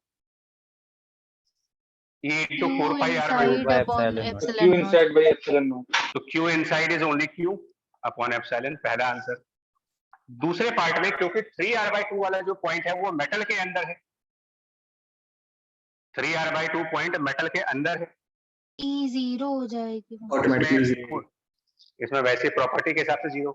5r/2 पर निकालने के लिए आप 5r/2 रेडियस का गॉसियन सरफेस लें, तो E इंटू 4 पाई 5r/2 रेडियस के गॉसियन सरफेस का एरिया, और कितना चार्ज इसके अंदर है, charge by epsilon not -2Q -2Q -2Q। अब माइनस और प्लस में जो आंसर आ रहे हैं इनका मतलब सिर्फ डायरेक्शंस के लिए है। जहां पर प्लस आंसर आ रहा है उसका मतलब रेडियली आउटवर्ड, और जहां माइनस आंसर आ रहा है उसका मतलब रेडियली इनवर्ड। सिर्फ ये फर्क है। इसका मतलब r/2 डिस्टेंस पर इलेक्ट्रिक फील्ड रेडियली बाहर की तरफ जा रही होगी, और 5r/2 पर जहां नेगेटिव आंसर आ रहा है वहां पर इलेक्ट्रिक फील्ड रेडियली इनवर्ड आ रही होगी।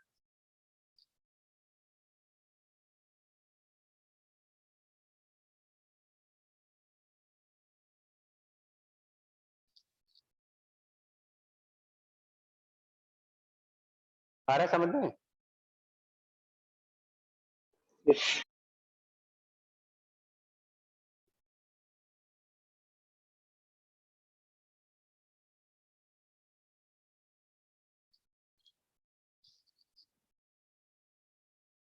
बोलिए।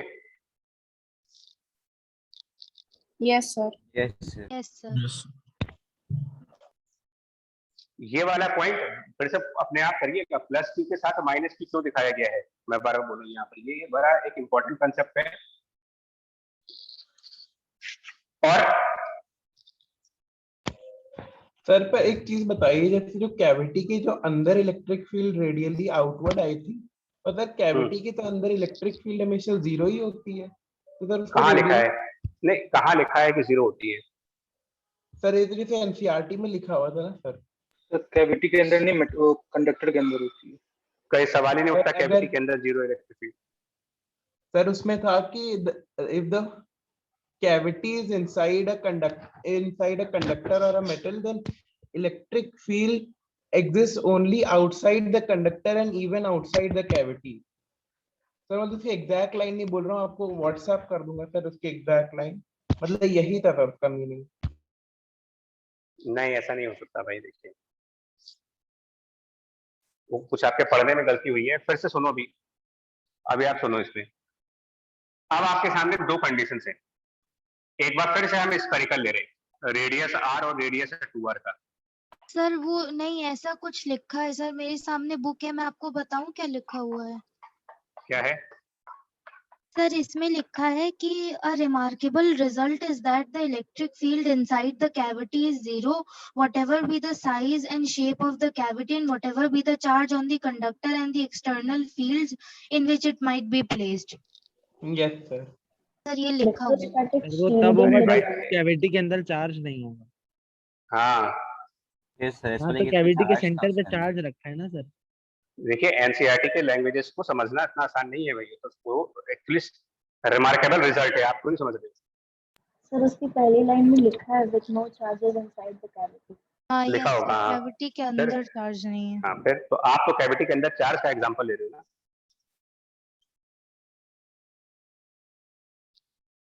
मतलब क्वेश्चन का एक वर्ड ना पूरी प्रॉब्लम बदल देता है।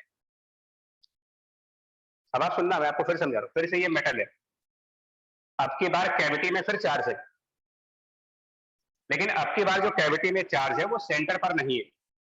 Charge in cavity not at the centre. पिछले एग्जांपल में सेंटर पे था, अब सेंटर पे नहीं है, अब कहीं और है, कहीं और प्लस क्यू चार्ज है।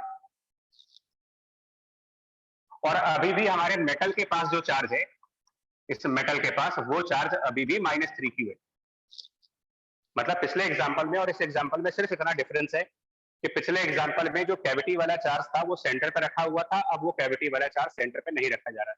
सिर्फ ये डिफरेंस है, बट इतना डिफरेंस पूरी प्रॉब्लम को बदल देगा। पूरी प्रॉब्लम्स बदल जाएंगी यहाँ पर। Now surface 1 and surface 2 again. पहला क्वेश्चन, कितना चार्ज सरफेस 1 पर, कितना चार्ज सरफेस 2 पर? सर सेम होगा सर, तो सरफेस 1 पे -2, सरफेस 2 पे -2q। तो तो आर्गुमेंट समझिए, नॉन फॉर्म हो जाएगा। आर्गुमेंट क्या कह रहा है? क्यू इन 0 करना है बस। हाँ, कि अगर आप एक गॉसियन सरफेस मेटल से लेता हुआ जाए, लोग आर्गुमेंट नहीं समझ रहे इसमें कि हम गॉस लॉ को यूज कर रहे हैं। और मैंने बहुत पहले जब बार-बार आपसे कहा है कि गॉस लॉ की इंपॉर्टेंस समझिए। हमारा एक गॉसियन सरफेस मेटल के अंदर से गया, क्या फ्लक्स बनेगा इसके लिए गॉसियन सरफेस का? 0। और आर्गुमेंट क्या लोगे 0 बनने का? फील्ड उस जगह पे 0 है। मेटल में इलेक्ट्रिक फील्ड की एब्सेंस होती है, तो इसका मतलब इस गॉसियन सरफेस के अंदर नेट चार्ज 0 आना चाहिए, इसके अंदर नेट 0 होना चाहिए। तो इसकी वजह से नेट 0 करने के लिए आप प्लस क्यू के साथ माइनस क्यू दिखाना ही पड़ेगा आपको। और फिर अगर यहां -q दिखाया है तो ऑटोमेटिकली सरफेस 2 पर -2q होगा। यानी चार्ज के अमाउंट में तो फर्क कोई नहीं आया। नो सर, यही काम पहले भी किया था, यही काम अभी भी कर रहे हो सर। लेकिन उसमें जो यूनिफॉर्म डिस्ट्रीब्यूशन होगा चार्ज का, वो यूनिफॉर्म ही होगा। नहीं, वो नहीं। तो मेरा स्टेटमेंट पूरा सुनो, मैं क्या बोला। क्वांटिटी ऑफ चार्ज में फर्क नहीं आया ना कोई। मतलब सरफेस S1 पर अमाउंट ऑफ चार्ज तो -q ही रहेगा।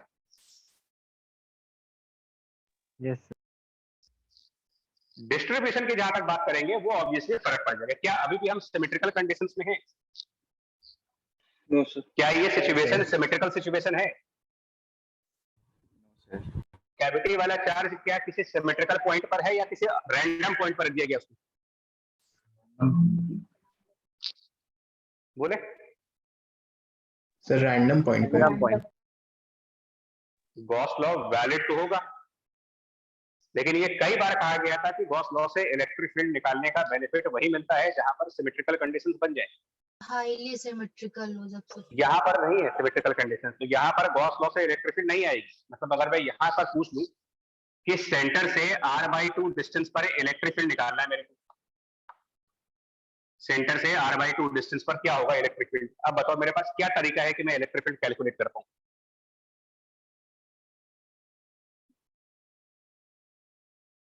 ऐसा नहीं कि गॉस लॉ वैलिड नहीं है, कॉम्प्लिकेट तो कोई तरीका नहीं है। इसका मतलब r/2 डिस्टेंस पर इलेक्ट्रिक फील्ड तो होगी, ये 100% श्योर है कि इलेक्ट्रिक फील्ड होगी, लेकिन कितनी होगी नहीं निकाला जा सकता। Electric field eight r/2 distance, इसका सीधा आंसर है can not be calculated. Her question का जवाब नहीं होता भाई, जरूरी नहीं कि सबके आंसर मिल जाएंगे, कभी कभी आंसर नहीं आते, नहीं निकाल सकते electric.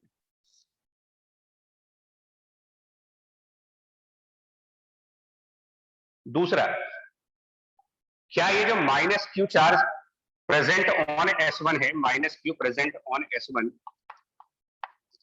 Will it be uniformly distributed? No sir. No sir. क्यों नहीं होगा? कंडक्टर अगर यूनिफॉर्म हो तो कंडक्टर के अंदर इलेक्ट्रिक फील्ड हर जगह 0 नहीं आएगी। बिकॉज सिमेट्रिकल कंडीशंस नहीं है। प्लस क्यू सरफेस S1 के रिस्पेक्ट में सिमेट्रिकली लोकेटेड नहीं है, वो सरफेस S1 की लेफ्ट साइड के ज्यादा नजदीक है। अगर सेंटर पे होता ही तो सिमेट्री होती, सिमेट्री ना होने की वजह से आंसर है no.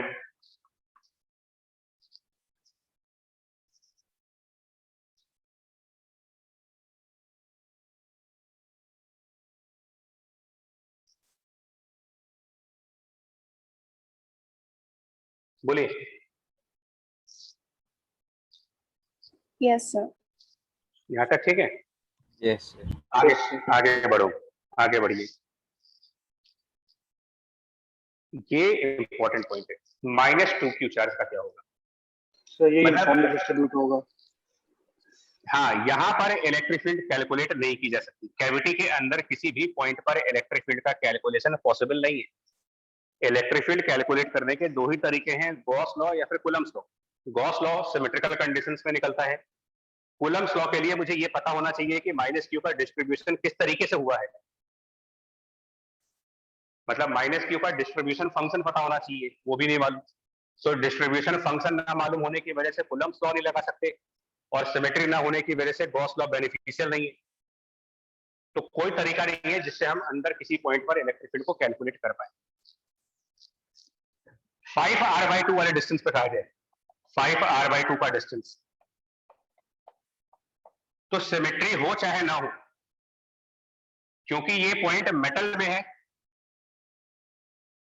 3r/2 a point inside metal, symmetry conductor हो की चाहे, प्रॉपर्टी से सीधे जीरो कह सकते हैं। Property of conductor E zero होना है, इसमें सिमेट्री और नॉट अनसिमेट्रिकल कंडीशंस का कोई मतलब ही नहीं रहेगा।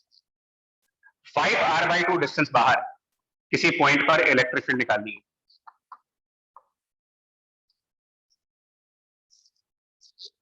यहां पर कंडक्टर की एक इंपॉर्टेंट प्रॉपर्टी सामने आती है।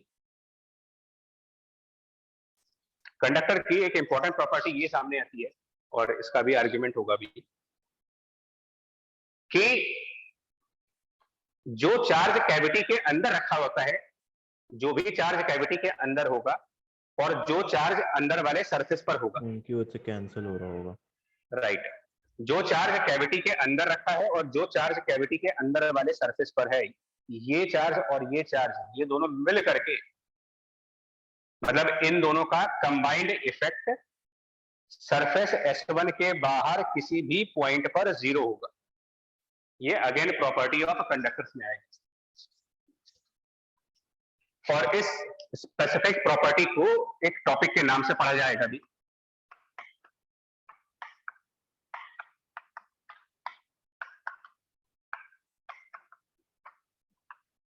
इलेक्ट्रोस्टैटिक शील्डिंग के नाम से पढ़ोगे। इसमें क्या होता है, इसका क्या प्रॉपर्टी है कि जो मेटल होता है, मेटल, इसकी एक बड़ी रिमार्केबल प्रॉपर्टी, फिर से बोल रहा हूं मैं भी, और बहुत ही ध्यान से सुनना है, लिखना है। इस मेटल ने क्या किया है, दो स्पेस क्रिएट कर दिए। ये तो मेटल हो गया, इसके अलावा एक स्पेस इसके अंदर है और एक स्पेस इसके बाहर, मतलब इधर भी वैक्यूम है, इधर भी वैक्यूम है। मेटल जिन दो स्पेस को डिवाइड कर रहा है, ये दोनों स्पेस एक दूसरे को इंटरफेयर नहीं करते। मतलब ये इधर वाले स्पेस में जितने भी चार्ज हैं, उनकी इलेक्ट्रिक फील्ड का रिजल्टेंट बाहर वाले स्पेस में नहीं जाएगा, और बाहर वाले स्पेस में जितने चार्जेस होंगे, उनके इलेक्ट्रिक फील्ड का रिजल्टेंट अंदर वाली स्पेस में नहीं जाएगा। प्रोटेक्ट करते हैं इसको, शील्ड करते हैं। मतलब मेटल एक्सटर्नल चार्जेस के इलेक्ट्रिक फील्ड को अंदर एंटर करने नहीं देगा, और अंदर वाले चार्जेस की इलेक्ट्रिक फील्ड को बाहर जाने नहीं देगा। यस सर, क्योंकि सर मेटल के थ्रू तो कोई फील्ड लाइंस होती नहीं है, अंदर फील्ड जीरो होती है। हाँ, मेटल इलेक्ट्रिक फील्ड को पास नहीं होने देता, अंदर की इलेक्ट्रिक फील्ड बाहर नहीं निकल सकती, बाहर की इलेक्ट्रिक फील्ड अंदर नहीं जा सकती। ये इनकी बड़ी इंपॉर्टेंट प्रॉपर्टीज है, और दो तीन रियल लाइफ एग्जांपल्स में आपका मोबाइल का नेटवर्क लिफ्ट में गायब होना, वो भी जो क्लोज डोर वाले लिफ्ट होते हैं जो मतलब पूरा पैक हो जाते हैं। एक चैनल डोर आते हैं, एक चैनल डोर के अलावा जो पूरी तरीके से डब्बे वाले लिफ्ट होते हैं। जैसे ही लिफ्ट बंद होती है पूरा नेटवर्क गायब, ऑलमोस्ट गायब हो जाता है। मेटल की बॉडी है वो, और मोबाइल नेटवर्क इलेक्ट्रोमैग्नेटिक वेव है। लिफ्ट क्लोज हुई यानी कि अब आप मेटल के अंदर चले गए, मेटल के अंदर गए तो बाहर से कोई भी नेटवर्क अंदर नहीं आ सकता। एक प्रॉपर्टी जो रियल लाइफ एग्जांपल है। दूसरा, माइक्रोवेव ओवन जो घर में यूज होते हैं, वो microwave is also electromagnetic wave. Microwave के बाहर कोई रेडिएशन नहीं आती, वरना सबको हार्मफुल होता है। जो भी रेडिएशन है वो माइक्रोवेव के अंदर रहती है, उसकी बॉडी भी मेटेलिक होती है, बाहर इलेक्ट्रिक फील्ड नहीं आ सकती। तीसरा एग्जांपल दिया जाता है जो लाइटनिंग के टाइम पर होता है कि अगर बिजली चमक रही हो, बादल गरज रहे हो और लाइटनिंग हो। पीछे एक वीडियो वायरल हुआ था, पता नहीं तुम लोगों ने देखा कि नहीं देखा, गुड़गांव का। कुछ लोगों ने लाइटिंग में पेड़ के नीचे खड़े हो गए थे, मतलब 3-4 लोग, बड़ा वायरल वीडियो था वो। और शायद अगर आप लोगों में किसी ने देखा हो तो लाइटिंग के बाद वो सब के सब गिर गए थे, मतलब। और ऐसे में एडवाइस ये दी जाती है कि अगर लाइटिंग हो रही है तो आप अपनी कार के अंदर बैठ जाएं, अगर कार में है तो कार के अंदर ही रहें, बाहर ना निकलें। यस और उसका भी रीजन ये होता है, आप एक मेटेलिक बॉडीज की बनी होती है, तो मेटल, ये कुछ डे टू डे लाइफ के एग्जांपल दिए मैंने इसको समझने के लिए। इलेक्ट्रोस्टैटिक शील्डिंग किस चीज को बोलते हो आप? अंदर के चार्जेस की इलेक्ट्रिक फील्ड बाहर नहीं जा पाएगी और बाहर के चार्जेस की इलेक्ट्रिक फील्ड अंदर नहीं आ पाएगी। मतलब मेटल ने एक तरीके से डिवीजन कर दिया, तुम लोग अपना हिसाब अंदर रखो, बाहर वालों से कहा तुम लोग अपना हिसाब बाहर रखो, दोनों के इलाके डिसाइड हो गए। पॉइंट बड़ा ध्यान सुनिएगा। सर आपको ऑडियो और वीडियो बीच बीच में अटक रहा है। सर बहुत ब्लर भी हो गई है स्क्रीन। सर अभी पॉज हो गई स्क्रीन। हाँ हाँ, अभी सही हो गया, सही हो गया, सही हो गया। 1 मिनट यार बस।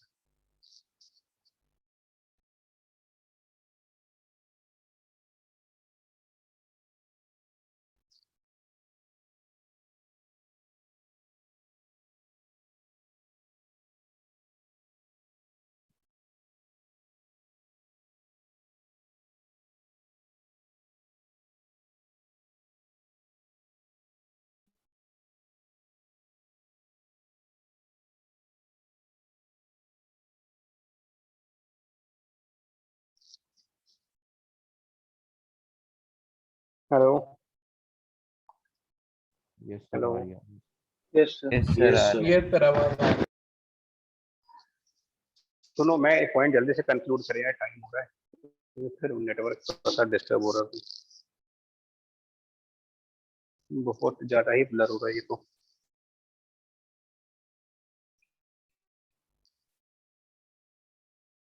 सर इसमें दिखा रहा है कि आपकी बैंडविड्थ लो हो गई। वो भी सही करवाते हैं।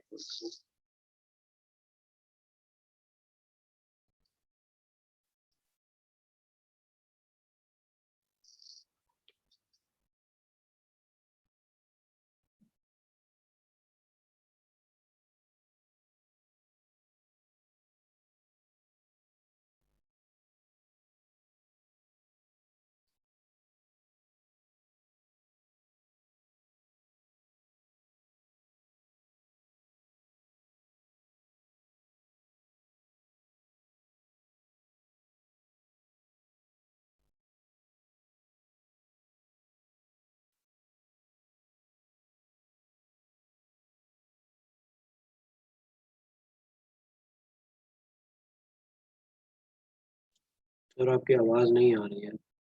अरे बोलूंगा तब आएगी ना यार। अच्छा सर आपको माइक में तो बता रहा था कि आप कुछ बोल रहे हैं।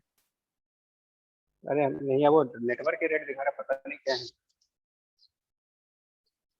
हाँ सर काफी देर से दिखा रहा है बैंडविड्थ लो है, विंडो छोटी हो गई।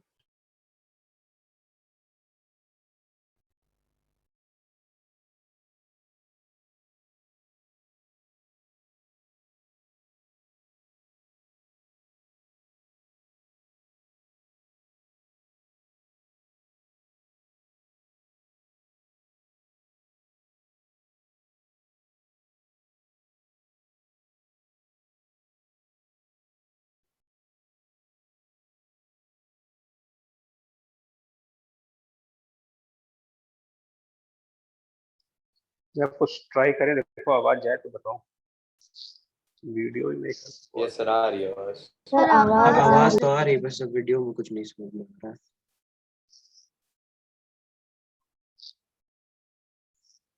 मैं कह रहा था कि जो अंदर वाला चार्ज है और अंदर जितने भी चार्ज हैं, इनका बाहर कोई असर नहीं होता और बाहर वालों का अंदर कोई असर नहीं होता। सुन पाए? यस Yes, sir, एकदम sir. clear. Yes sir. Yes, sir. तो जो अंदर के ये दो चार्ज हैं, ये इस -2q के डिस्ट्रीब्यूशन पर कोई इफेक्ट नहीं डाल सकते। तो फिर ये कैसे डिस्ट्रीब्यूट होगा जब इसके ऊपर इन दो चार्जेस का कोई इफेक्ट आना नहीं है, इनका कोई इफेक्ट इसके ऊपर नहीं आना है, तो इसका डिस्ट्रीब्यूशन कैसे होगा? ये यूनिफॉर्मली डिस्ट्रीब्यूट हो जाएगा।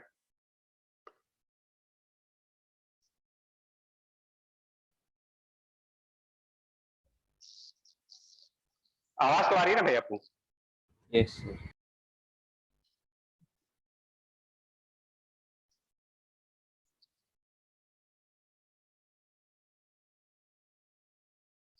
ऐसे में 5r/2 पर इलेक्ट्रिक फील्ड निकालने के लिए क्या करेंगे? 5r/2 पर क्या गॉस लॉ का यूज किया जा सकता है?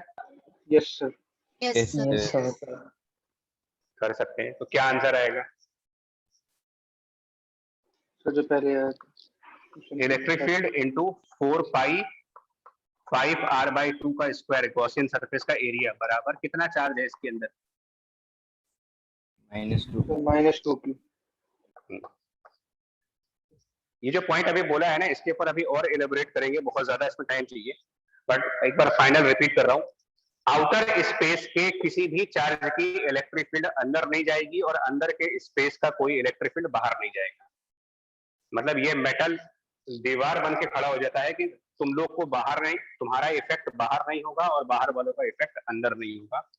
खत्म। तभी इसको शील्डिंग का नाम दिया गया, कवच बन गया, वो प्रोटेक्ट करता है, वो इंटरनल स्पेस को बाहर के स्पेस से और बाहर के स्पेस को इंटरनल स्पेस से प्रोटेक्ट कर रहा है।